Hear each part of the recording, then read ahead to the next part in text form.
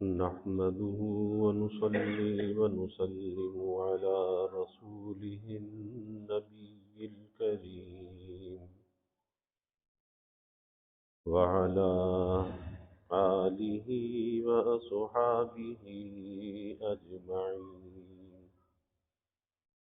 اللهم صل على سيدنا ومولانا محمد وعلى آل سيدنا ومولانا محمد وبارك وسلم صلاة وسلاما كثيرا كثيرا.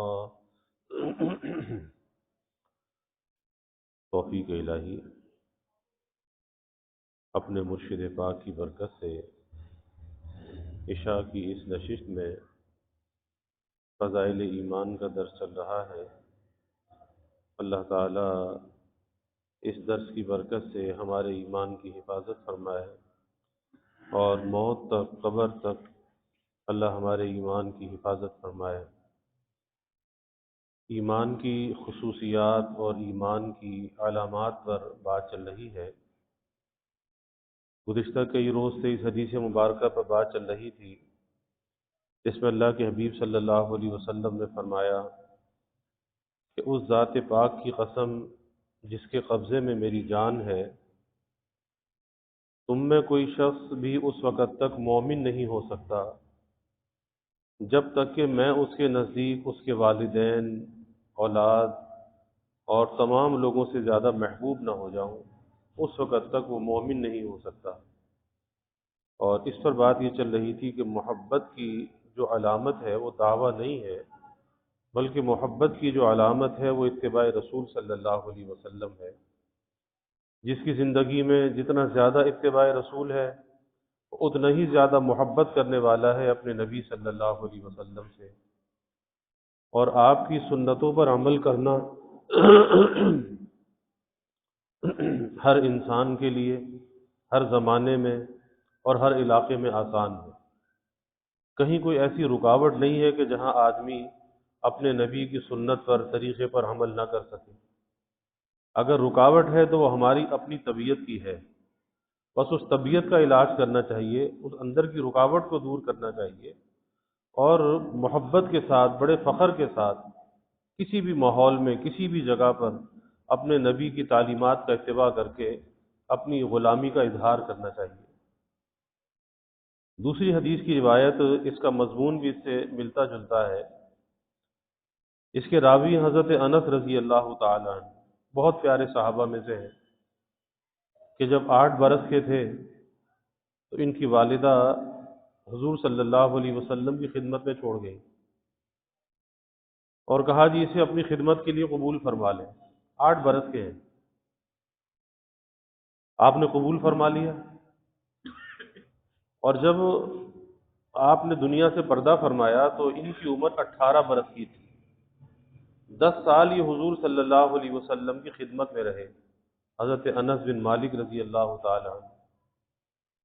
اور اللہ نے اس خدمت نبوی کے طفیل میں طویل عمر عطا فرمائی کہ آپ صلی اللہ علیہ وسلم کے وصال کے بعد 102 برس اور زندہ رہے.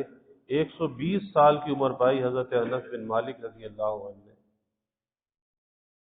اور چونکہ چھوٹے بچے تھے تو حضور صلی اللہ علیہ وسلم کے گھروں میں آنا جانا، امہات المومنین کے ہاں آنا جانا تھا. لیکن اس 10 برس میں کہتے ہیں کہ کبھی حضور صلی اللہ علیہ وسلم نے مجھے ڈانٹا نہیں. کبھی 10 برس میں یہ نہیں کہا کہ یہ کام کیوں کیا اور یہ کام کیوں نہ کیا. ظاہر ہے کہ آدمی 10 برس میں کوئی چھوٹا ہو تو خلاف مزاج باتیں پیش آتی ہیں، طبیعت کے خلاف، مزاج کے خلاف. لیکن اللہ کے حبیب صلی اللہ علیہ وسلم درگزر فرماتے تھے، کبھی اپنی ذات کے لیے بدلہ اور انتقام نہیں لیتے تھے. اور یہاں تک فرماتے حضرت انس رضی اللہ تعالی عنہ کہ اگر گھر کے کسی کام میں کوئی غلطی ہو جاتی، کوئی کوتاہی ہو جاتی، اور اگر گھر والے کچھ کہتے کہ بھئی یہ کام ایسا کیوں کیا، ایسا کیوں نہیں کیا، تو آپ صلی اللہ علیہ وسلم فرماتے کہ چھوڑ دو، بس جو مقدر تھا وہ ہو گیا، مطلب کچھ نہ کہو، جو مقدر ہونا تھا وہ ہو گیا۔ تو ایسے اخلاق تھے آپ صلی اللہ علیہ وسلم کے۔ تو حضرت انس رضی اللہ تعالیٰ عنہ روایت کرتے ہیں کہ رسول اللہ صلی اللہ علیہ وسلم نے ارشاد فرمایا کہ تم میں کوئی شخص بھی اس وقت تک مومن نہیں ہو سکتا جب تک کہ وہ اپنے بھائی کے لیے وہی چیز پسند نہ کرے جو اپنے لیے پسند کرتا ہے۔ تم میں سے کوئی شخص اس وقت تک مومن نہیں ہو سکتا جب تک کہ اپنے بھائی کے لیے وہی چیز پسند نہ کرے جو اپنے لیے پسند کرتا ہے۔ اب یہ بھی بڑی نازک بات ہے کہ اس وقت تک مومن نہیں ہو سکتے، جو اپنے لیے پسند کرو اپنے بھائی کے لیے بھی وہی پسند کرو۔ اور یہاں کیا معاملہ ہے؟ یہاں پسند کا جو معیار ہے وہ دوہرا ہے کہ انسان اپنے لیے کچھ اور پسند کرتا ہے اور اپنے بھائی کے لیے، کسی بھائی مسلمان کے لیے کچھ اور پسند کرتا ہے۔ اپنے لیے تو نیک نامی کو پسند کرتا ہے، اپنے لیے تو عزت کو پسند کرتا ہے، اپنے لیے تو راحت کو پسند کرتا ہے، اپنے لیے تو یہ چاہتا ہے کہ میری غلطی کو، میرے عیب کو چھپایا جائے، کسی کے سامنے اس کا اظہار نہ کیا جائے۔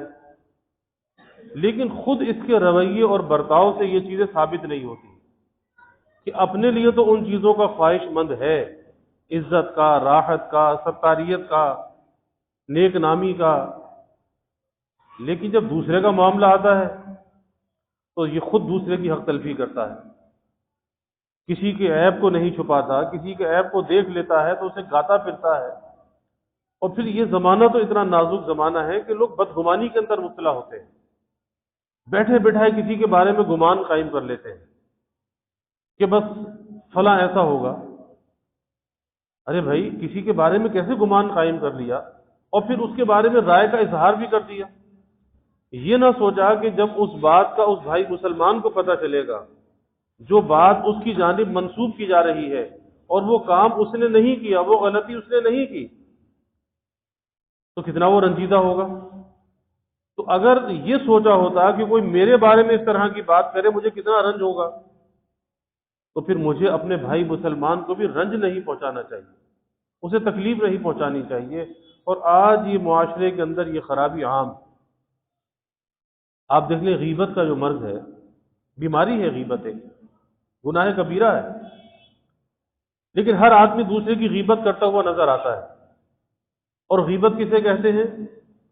کہ کسی بھائی مسلمان کی ایسی بات جسے وہ دوسروں کے سامنے ظاہر کرنا نہیں چاہتا، سچی بات ہے، وہ بات اس کے اندر موجود ہے لیکن وہ نہیں چاہتا کہ میری بات کو کسی کے سامنے ذکر کیا جائے، یہ غیبت ہے، یعنی سچی برائی کرنا۔ اب اور غیبت کتنا بڑا گناہ ہے؟ آپ نے فرمایا الغیبت اشد من الزنا، کہ یہ زنا سے زیادہ اشد اور بری چیز ہے۔ اور غیبت ایسا گناہ ہے کہ اللہ نے قرآن میں کہا کہ یہ تو ایسا گناہ ہے جیسے اپنے مردار بھائی کا گوشت کھانا۔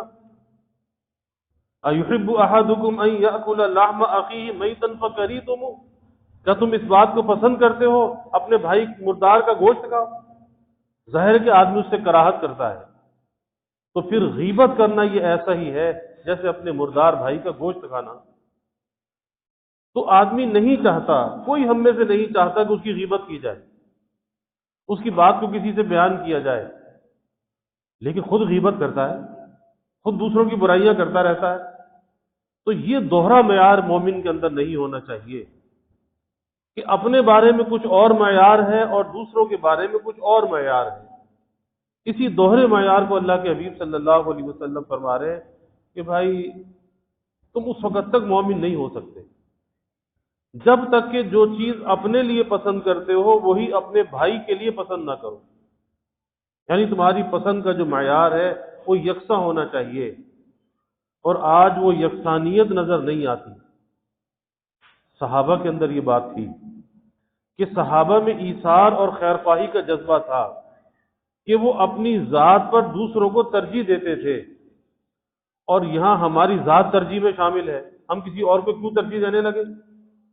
یہی تو خرابی ہے، یہی تو کوتاہی ہے کہ ہر آدمی یہ چاہتا ہے کہ میرا بھلا ہو جائے، بھلے دوسرے کا چاہے ستیہ ناش ہو جائے، لیکن بس میرا بھلا ہو جائے، میرا فائدہ ہو جائے، جس طرح سے بھی ہو جائے۔ آپ دیکھیں بازاروں کے اندر آج کم ناپنا، کم تولنا، چیزوں کا وزن کم کرنا عام ہو چکا ہے، اور دکاندار ہے بڑے شوق سے لوگوں کو دھوکہ دے کے چیز بیچ رہا ہے۔ کوئی پوچھے کہ بھائی تجھے اگر کوئی ایسی چیز دے تو اپنے لیے پسند کرے گا؟ پیسے پورے لے اور وزن کم دے دے، پیسے پورے لے کوالٹی کو گرا دے، اس کے عیب کو چھپا دے، تو کیا تو اپنے لیے اس بات کو پسند کرے گا؟ ظاہر ہے کہ آدمی پسند نہیں کرے گا۔ تو پھر دوسروں کو اس طرح سے دھوکہ کیوں دیتا ہے؟ اس طرح ناجائز نفع کیوں کماتا ہے؟ یعنی وہی بات کہ اپنے لیے معیار کچھ اور ہے، دوسرے کے لیے معیار کچھ اور ہے، اور اتنی گراوٹ اور پستی آ چکی ہے کہ آپ ایک سبزی والے سے سبزی لیں، ایک پھل والے سے پھل لیں، اس کے اندر وہ خراب چیز، گلی سڑی چیز کا ڈالنا ضروری سمجھتا ہے کہ جہاں نظر بچی وہاں سے وہ گلی سڑی چیز ڈال دی۔ ارے بھائی یہ تو دھوکہ دینا ہے۔ جب پیسے جو ہے کھری چیز کے لے رہے ہو تو پھر اس کے اندر وہ خراب چیز کا ڈالنا کیسا؟ اپنی روزی کو خراب کرنا کیسا؟ اب ایسی روزی کو حاصل کر کے برکت کیا حاصل ہوگی، اور وہ روزی انسان کی ضروریات کو کفایت کیسے کرے گی؟ تو اس طرح سے دھوکہ دے کر وہ نفع حاصل کیا جائے۔ اور کوئی یہ کہے کہ بھائی تم اپنے لیے یہ بات پسند کرتے ہو تو اپنے لیے معیار بہت اچھا ہے کہ جی کوئی مجھے دھوکہ نہ دے، کوئی مجھے کو ہلکی چیز نہ دے۔ تو یہ جو اللہ کی مخلوق کے ساتھ دوہرا برتاؤ ہے، دوہرا معیار ہے، آج یہی وہ چیز ہے کہ جو ہمیں پستی کی طرف لے کر جا رہی ہے، گراوٹ کی طرف لے کر جا رہی ہے۔ ورنہ صحابہ کی کیا کیفیت تھی کہ ایک غزوے میں کچھ صحابہ زخمی پڑے ہوئے تھے اور شدت سے پیاس بھی لگی ہوئی تھی، آوازیں آ رہی تھی، عطش عطش، پانی پانی، پیاس۔ تو ایک صحابی پانی لے کر پہنچے، ایک زخمی کے پاس پہنچے تو دوسرے کی آواز آ گئی، اس نے کہا نہیں پہلے میرے بھائی کو پانی پلاؤ۔ دوسرے کے پاس پہنچے تو تیسرے کی آواز آ گئی، اس نے کہا نہیں پہلے میرے اس بھائی کو پانی پلاؤ۔ اور جب تیسرے کے پاس پہنچے اس کی روح پرواز کر گئی، واپس پلٹے تو دوسرے کی روح بھی پرواز کر گئی، پہلے کے پاس آئے پہلے کی روح پرواز کر گئی۔ اب یہ تھا ایثار، یہ تھا دوسرے کو ترجیح دینا۔ اور آج ہم کیا چاہتے ہیں کہ بس سب سے پہلے میرا بھلا ہو جائے، مجھے مل جائے۔ اور جا بجا ایسے مظاہرے نظر آتے ہیں کہ لوگ دھکے دے کر آگے بڑھ کر اپنا بھلا چاہتے ہیں۔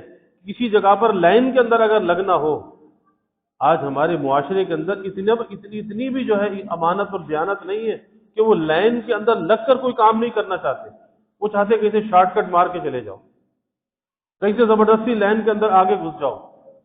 ارے بھائی جب سب کھڑے ہوئے آپ بھی کھڑے ہو جاؤ، آپ کا بھی نمبر آ جائے گا۔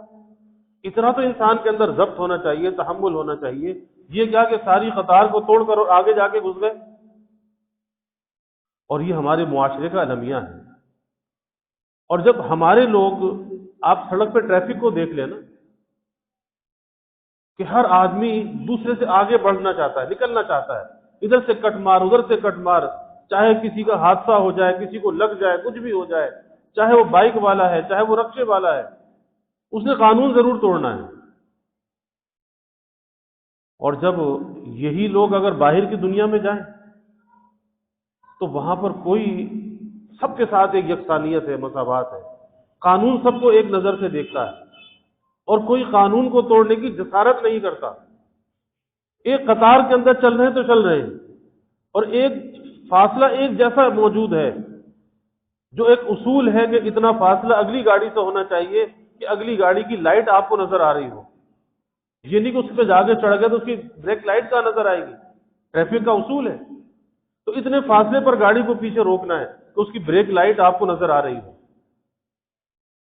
تو باہر جا کے سب اصولوں کی پابندی کر دی، کیونکہ وہاں پہ قانون کی عملداری ہے، اور یہاں پہ قانون کی عملداری نہیں ہے، تو ہر آدمی اس ٹریفک کے قانون کو توڑنا اپنا حق سمجھتا ہے۔ باہر تو کوئی ایسا کر کے دیکھے پھر دیکھیں کیسے جرمانہ ہوتا ہے، کیسے اس کے جو ہے پوائنٹس باقاعدہ انہوں نے دیے ہیں۔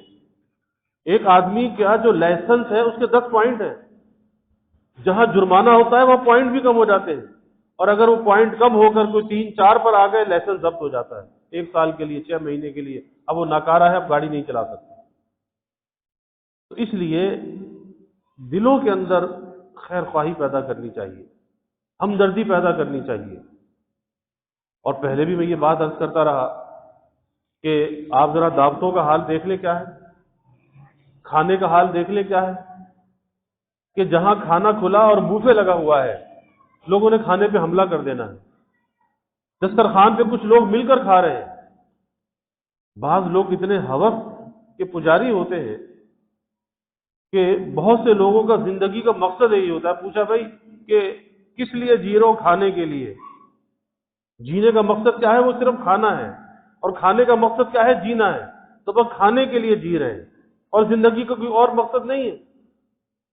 یہی وجہ ہے کہ جب دسترخوان پر بیٹھیں گے دوسرے کی رعایت نہیں کریں گے، جو ڈونگا آیا، جو ڈش آئی، سب سے پہلے اپنے پلیٹ کے اندر بھر لیا۔ ارے بھائی تھوڑا تھوڑا لے لو سب کو، تاکہ وہ چیز تقسیم ہو جائے، دوبارہ اور آ جائے گا۔ لیکن اتنا اطمینان نہیں، اندر کی بے صبری ایسی ہے، سوچتا ہے شاید اس کے بعد دوبارہ نہ ملے، تو دوبارہ نہ بھی ملا تو کیا فرق پڑ جائے گا، تھوڑا بہت تو پیٹ میں پڑ گیا کافی ہے۔ اصل تو ایک اس بھائی مسلمان کا حق ادا کرنا تھا کہ اس کی دعوت میں شرکت کرنا کوئی رسم نہیں تھی، حق مسلم تھا۔ آج تو لوگ رسم سمجھ کے جاتے ہیں، اور آج تو لوگ قرض اتارنے بھی جاتے ہیں۔ ایک یہ بھی تو ہمارے معاشرے کا المیہ ہے نا کہ وہ رجسٹر لے کر بیٹھے ہوتے ہیں، نام لکھ رہے ہیں۔ ارے بھائی یہ کیا چیز ہے کہ ایسا قرض جو نسل در نسل منتقل ہو رہا ہے، کسی کو دینا ہے تو ہدیہ دے دو، اور ضروری نہیں ہے کہ اسی دن خاص وہاں جا کے رجسٹر میں انٹری کراؤ۔ شادی سے پہلے دے دو، شادی کے بعد دے دو، اس کو رسم ہے کہ اسی دن دینا ضروری ہے، اس کے گھر جا کر دے آؤ۔ لیکن وہ ایک رسم بنا رکھی ہے نا کہ جی، اور بعض جگہ تو اللہ معاف کرے کہتے کہ جی ہاں نفع کے ساتھ وصول کرنا چاہیے، کہ اگر ہم 500 دے کر آئے تھے تو پھر 1000 ہماری شادی میں ملنے چاہیے، اور پھر وہ لسٹوں کو کھنگالا جاتا ہے کہ شادی میں کون کون نہیں آیا، اچھا ہم اس کے ہاں دے کر آئے تھے اور وہ ہمارے ہاں تو آیا نہیں، پھر انہیں مطعون کیا جاتا ہے۔ آپ اندازہ لگائیے، ارے بھائی لعنت ہو ایسے کھانے پر، ایسی شادی پر، کہ جو انسان مقروض ہو اور کافی نسل در نسل منتقل ہو رہی ہو کہ جی ہمارے بڑے یہ قرض ہم پر چھوڑ کر گئے۔ کبھی ایسے کاموں کے اندر نہیں پڑنا چاہیے۔ دینا ہے تو ہدیہ کسی کو دو، ورنہ کسی کا قبول مت کرو، بسم اللہ جو ہے حاضر ہے، کھا کے چلے جاؤ، لیکن اس رسم کو مٹانا چاہیے۔ اور پھر اللہ معاف کرے بعض لوگوں کی نیت یہ ہوتی ہے کہ 1000 اگر دے رہے ہیں نا تو 2 3 بچے بھی ساتھ دے جاؤ تاکہ کھانا تو کھا کر آئے اتنا۔ ایسی بد نیت جب لوگ کھانے میں شریک ہوں گے، اس کھانے کے اندر برکت کہاں سے آئے گی؟ ایسی ایسی بد نیتیں لوگوں کی ہوتی ہیں، یہ ہمارے معاشرے کا المیہ ہے۔ آپ اندازہ لگائیے، جبکہ حدیث میں آتا ہے کہ ایک آدمی کی اگر دعوت ہے تو ایک کو جانا چاہیے، یعنی 4 بچے بھی ساتھ لٹکا کے لے گئے، کسی یار دوست کو بھی پکڑ کے لے گئے۔ اور حدیث میں آتا ہے کہ اگر بغیر دعوت کے، حدیث پاک کا مفہوم ہے کہ اس طرح بغیر دعوت کے اگر کوئی گیا، فرمایا کہ چور بن کے داخل ہوا، ڈاکو بن کے باہر نکلا، تو وہ کھانا نہیں ہے، وہ ڈاکہ مارنا ہے۔ لیکن احساس ہی نہیں ہے اس بات کا۔ ایک آدمی کی دعوت ہے بھائی، ایک آدمی کو لے کے جاؤ، 2 کی دعوت ہے 2 کو لے کے جاؤ، فیملی کی دعوت ہے تو فیملی کو لے کر جاؤ۔ یہ نہیں ہے جس کو مرضی ہاتھ پکڑا اور لے گئے، وہ سامنے والے بیچارہ شرما حضوری کے اندر کچھ نہیں کہتا، لیکن اس کے دل پر ٹھیس پہنچتی ہے، اس کے دل کو تکلیف ہوتی ہے کہ بھائی میں نے کھانا تو فرض کرے کہ 200 آدمی کا بنایا ہے، اور وہاں پہ 250 آ گئے تو کیسے گزارا ہوگا؟ تو دوسرے کی عزت کا خیال نہیں۔ پھر وہی بات آتی ہے کہ اگر تمہاری تقریب ہو اور تمہاری تقریب میں اگر ایسا ہو جائے تو تمہیں تکلیف نہیں پہنچے گی کہ میں نے دعوت تو ایک کی تھی، تو 2 آ گئے، تو تمہیں تکلیف ہوگی یا نہیں ہوگی؟ وہی بات جو اللہ کے حبیب صلی اللہ علیہ وسلم فرما رہے ہیں کہ جو چیز اپنے لیے پسند کرتے ہو اپنے بھائی کے لیے وہی چیز پسند کرو۔ یہ نہیں کسی کے کھانے کا ستیہ ناش کر کے آ جاؤ، جتنا کھا کے لاؤ اتنا ضائع کر کے آ جاؤ، آخر اگلے کی لاگت لگی ہے بھائی۔ اور پھر اللہ کی نعمت کے ساتھ کھلواڑ کرنا، مال بخل دل بے رحم، اس کا پیسہ لگا ہے، اس کی لاگت لگی ہے اس پر۔ اور چاہے اپنے دسترخوان پہ کھانا ہو، کسی پرائے دسترخوان پہ کھانا ہو، ذرے ذرے کی قدردانی کے ساتھ کھانا کھانا چاہیے۔ یہ مت سوچو کہ میرا اپنا ہے یا پرایا ہے، ذرے ذرے کی قدردانی ہونی چاہیے، اور ایسے ہی کھانا چاہیے جیسے اپنے دسترخوان پہ کھاتا ہے۔ کیوں کہ اگر دل میں رزق کی ناقدری ہوگی، اس کی پاداش میں رزق کی آزمائش میں مبتلا کر دیا جائے گا، اور رزق کی آزمائش بڑی سخت آزمائش ہے۔ اس لیے مجدد تھانوی رحمۃ اللہ علیہ فرماتے تھے کہ لوگوں رزق کی قدر کرو، رزق کی قدر کرو۔ جب یہ کسی گھر سے نکل جاتا ہے تو بڑی مشکل سے واپس آتا ہے، اور رزق نکلتا ناقدری کی وجہ سے، کہ جب اس کی ناقدری کی جاتی ہے کہ شاپر بھر بھر کے اوپر کھڑکیوں سے گلی میں پھینک دیا جاتا ہے، سڑکوں پہ پھینک دیا جاتا ہے، اور وہ شاپر نیچے آگے پھٹتا ہے اور پیروں کے اندر رزق رونگتا ہے۔ ارے بھائی کسی جانور کو ڈال دیا ہوتا، کسی ایک طرف پرندوں کے لیے رکھ دیا ہوتا، پرندے اسے کھا جاتے۔ یہ رزق کی ناقدری، ذرے ذرے کی قدردانی ہونی چاہیے جب اللہ رزق کی برکت عطا فرماتا ہے اور اللہ رزق کی حفاظت فرماتا ہے۔ ورنہ رزق کی جو آزمائش ہے یہ بڑے سخت درجے کی آزمائش ہے۔ لوگ کھلواڑ سمجھتے ہیں کہ جس کی شادی میں گئے کھایا اتنا نہیں، بگاڑ کے زیادہ آ گئے، اور کوئی تمہارے ساتھ ایسا کرے پھر کیا ہوگا؟ تمہارے یہاں دعوت میں آگے تمہارے کھانے کو بگاڑے، کتنی ٹھیس پہنچے گی؟ تو کیا اس کو ٹھیس نہیں پہنچ رہی؟ تو یہ دوہرا معیار نہیں ہونا چاہیے۔ اس لیے زندگی میں ہر موقع پر، ہر موڑ پر جو چیز آدمی اپنے لیے پسند کرتا ہے وہی دوسرے کے لیے پسند کرے۔ اب اپنے گھر کے آگے صفائی کی، کچرا دوسرے کے گھر کے آگے ڈال دیا، یہ کون سی صفائی ہے؟ کہ اپنے گھر کے آگے جھاڑو لگائی، کچرا دوسرے کے گھر کے آگے، یہ کہاں کی صفائی ہوئی؟ جو چیز اپنے لیے پسند کرتے ہو اپنے بھائی کے لیے بھی تو پسند کرو نا، اپنے پڑوسی کے لیے بھی پسند کرو۔ اب پڑوسی کو اذیت اور تکلیف دے کے کیا تم خوش رہ سکتے ہو؟ کیا اس صفائی کا تمہیں کوئی فائدہ حاصل ہوگا؟ کہ سڑک پہ تو جھاڑو لگا لی لیکن دل کے اندر تو گندگی موجود ہے۔ اس دل کی صفائی کب ہوگی اندر سے؟ اس کی صفائی کون کرے گا؟ دل تو اندر سے ناپاک ہو رہا ہے، گرد آلود ہو رہا ہے۔ تو یہ نہیں کہ ظاہر کی صفائی کر لی اور باطن کے اندر میل کچیل موجود ہے۔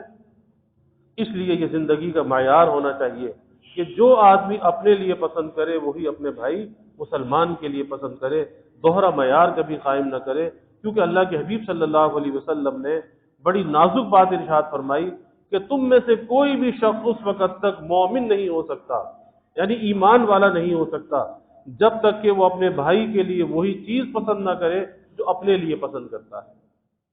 اللہ ہمیں عمل کی توفیق عطا فرمائے۔ وآخر دعوانا الحمد للہ رب العالمین والعاقبۃ للمتقین والصلاة والسلام علی اشرف الانبیاء والمرسلین اللہم صل علی سیدنا و مولانا محمد وعلی آل سیدنا و مولانا محمد وبارک وسلم۔ ربنا آتنا فی الدنیا حسنہ وفی الآخرۃ حسنہ وقنا عذاب النار۔ ربنا اتمم لنا نورنا واغفر لنا انك على كل شيء قدير۔ اللهم اعنا على ذكرك وشكرك وحسن عبادتك۔ اللهم وفقنا لما تحب وترضى من القول والعمل والفعل والنية والهدى انك على كل شيء قدير۔ اللهم ارزقنا حبك وحب حبيبك صلى الله عليه وسلم۔ اللهم ارزقنا شهادة في سبيلك واجعل موتنا ببلد رسولك۔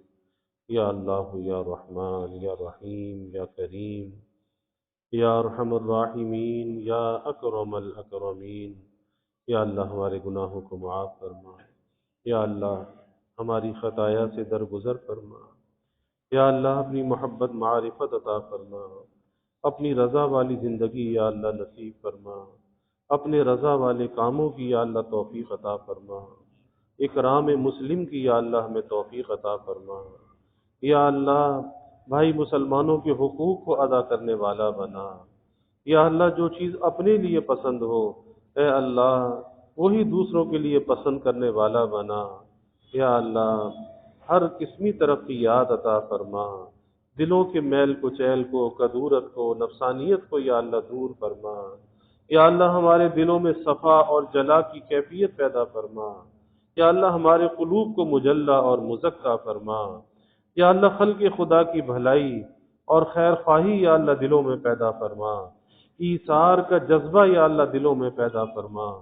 بڑوں کا اکرام کرنے والا بنا، چھوٹوں پر شفقت کرنے والا بنا، خلق خدا سے درگزر کرنے والا بنا، اچھے اخلاق کا ہمیں حامل بنا، اپنے نبی کی تعلیمات پہ چلنے والا بنا، آپ کے طریقوں کی محبت عظمت دلوں میں پیدا فرما۔ یا اللہ زندگی کے تمام حصوں میں کامل اتباع کی ہمیں توفیق عطا فرما، آپ کی غلامی میں جینے اور مرنے کی یا اللہ توفیق عطا فرما۔ یا اللہ ہمیں ختم نبوت کا ادنا سا سپاہی بنا، اور ناموس رسالت کا، ناموس صحابہ کا یا اللہ ہمیں محافظ بنا۔ یا اللہ سب کے دلوں کے نیک ارادوں کو، تمناؤں کو از غیب پورا فرما، سب کی حاجات کو پورا فرما، پریشانیوں کو دور فرما، بیماریوں سے یا اللہ حفاظت فرما، ہر ناگہانی بلا اور مصیبت سے یا اللہ حفاظت فرما، زمینی آسمانی آفات سے یا اللہ حفاظت فرما، موذی امراض سے یا اللہ حفاظت فرما۔ یا اللہ سب کے علم میں، عمل میں، رزق میں خوب خیر و برکت فرما، ابواب رزق یا اللہ کشادہ فرما، رزق حلال عطا فرما، آسان عطا فرما، برکت والا عطا فرما۔ یا اللہ رزق کے معاملے میں ہمیں کسی امتحان اور آزمائش میں مبتلا نہ فرما۔ یا اللہ یا اللہ اپنے در کا سائل اور بھکاری بنا، اپنے در کا منگتا اور سوالی بنا، اپنے غیر سے ہماری امیدوں کو قطع فرما، اپنی ذات عالی کا یقین ہمارے دلوں میں پیدا فرما۔ یا اللہ ہر امید کو اپنی ذات سے وابستہ کرنے والا بنا۔ یا اللہ ایمان کی ترقی، اعضاء کی سلامتی عطا فرما، ہر محتاجی معذوری سے یا اللہ ہماری حفاظت فرما۔ یا اللہ ہمارے ملک پر اپنی رحمتوں کا نزول فرما، اس ملک کو امن کا، سلامتی کا گہوارہ بنا، ہر قسمی بد امنی، بے چینی، بے سکونی کو دور فرما، ہر قسم کے انتشار سے، افتراق سے یا اللہ اس ملک کی حفاظت فرما۔ یا اللہ جو اس ملک میں انتشار اور افتراق پھیلانا چاہے، اے اللہ تو اسے تباہ و برباد فرما، اسے نشان عبرت بنا، کیفر کردار تک پہنچا، ایسوں کے وجود سے اس ملک کو پاک فرما۔ یا اللہ اس ملک میں معاشی، معاشرتی اور اخلاقی استحکام عطا فرما۔ یا اللہ مہنگائی اور گرانی کے عذاب سے نجات عطا فرما، سب کے گزر بسر کو یا اللہ آسان فرما، سب کے سفید پوشی کے بھرم کو قائم فرما۔ یا اللہ کسی کو مخلوق کے آگے رسوا نہ فرما، مخلوق کے آگے سوال کی ذلت سے بچا، عزت آبرو والی زندگی عطا فرما، اپنی تائید اور نصرت کو ہمارے شامل حال فرما۔ اے اللہ ہمیں بے یار و مددگار نہ فرما، قدم قدم پر یا اللہ تیری مدد کے محتاج ہیں۔ اے اللہ ستاریت کا معاملہ فرما، عفو و درگزر کا معاملہ فرما، عزت آبرو والی زندگی یا اللہ عطا فرما۔ یا اللہ سب کے گھروں میں چین، سکون، عافیت، راحت عطا فرما، نعمتیں، برکتیں عطا فرما، خوشیاں عطا فرما۔ یا اللہ سب کی اولادوں کو نیک صالح بنا، آنکھوں کی ٹھنڈک بنا، والدین کے لیے راحت کا ذریعہ بنا، والدین کو اولاد کی خوشیاں دیکھنا نصیب فرما۔ یا اللہ جو بے اولاد ہیں نیک صالح اولاد عطا فرما، جو اولاد نرینہ چاہتے ہیں نیک صالح بیٹے عطا فرما۔ یا اللہ جو بچے بچیاں بے نکاحے بیٹھے ہیں ان کے لیے نباہ والے جوڑ کے رشتے عطا فرما، تمام والدین کو اس فریضے سے سبکدوش فرما، والدین کی آنکھوں کو ٹھنڈک اور راحت عطا فرما۔ یا اللہ جو ہم نے مانگا وہ بھی عطا فرما، جو نہ مانگ سکے وہ بھی عطا فرما، ہمیشہ اپنے سے مانگنے والا بنا، ہمیشہ ہماری دعاؤں کو قبول فرما، اپنی بارگاہ میں مستجاب الدعوات بنا۔ ربنا تقبل منا انك انت السميع العليم وتب علينا انك انت التواب الرحيم وجزى الله عنا محمدا صلى الله عليه وسلم ما هو اهله وصلى الله تعالى وسلم على النبي الكريم آمين برحمتك يا ارحم الراحمين۔